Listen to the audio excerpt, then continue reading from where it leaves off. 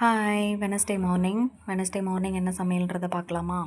இன்றைக்கி சாப்பாடு தான். சாப்பாடு செஞ்சுட்டேன். லஞ்சுக்கு சாப்பாடு எல்லாம் ரெடி பண்ணிவிட்டு சாம்பார் வச்சுக்கலாம் அப்படின்னு சொல்லிட்டு சாம்பாருக்கு ரெடி பண்ணியிருந்தேன். வெறும் மிளகா கிள்ளி சாம்பார் தான் செஞ்சுருந்தேன்.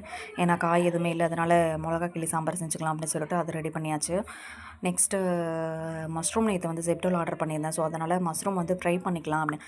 எப்போவுமே மஷ்ரூம் பிரியாணி அது மாதிரி செய்கிற மாதிரி இருக்குது. ஸோ அதனால் மஷ்ரூம் வந்துட்டு ஃப்ரை பண்ணிக்கலாம்னு சொல்லிட்டு அது ரெடி பண்ணுறதுக்கு அதுவும் ரெடி பண்ணியாச்சு.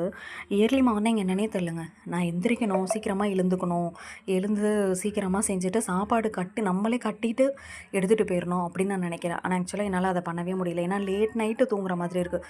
நேற்று நைட்டெல்லாம் பார்த்தீங்கன்னா 11:30.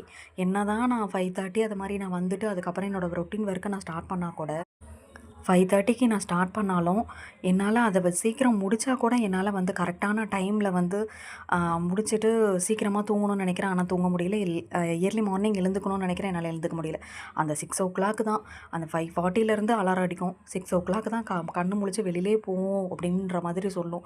ஸோ அதனால் அதே மாதிரி தான் நான் எப்போவுமே இப்போல்லாம் அந்த மாதிரி தான் எந்திரிக்கிற மாதிரி இருக்குது. அந்த மார்கழி டைமில் கொஞ்சம் சீக்கிரமாக இயர்லி மார்னிங் எழுந்தேன். அதோட போயிடுச்சு. அதுக்கப்புறம் இந்த 6 தான் எழுந்துக்கிற மாதிரி இருக்குது. உங்கள் வீட்டில் நீங்களும் அந்த மாதிரி தான் எழுந்திருக்கிறீங்களா அப்படின்றத கமெண்ட்டில் சொல்லுங்கள். ஓகே, பாய். வீடியோ பிடிச்சிருந்தா லைக் பண்ணுங்கள், ஷேர் பண்ணுங்கள், சப்ஸ்கிரைப் பண்ணுங்கள். நெக்ஸ்ட் வீடியோவில் பார்க்கலாம். பாய்.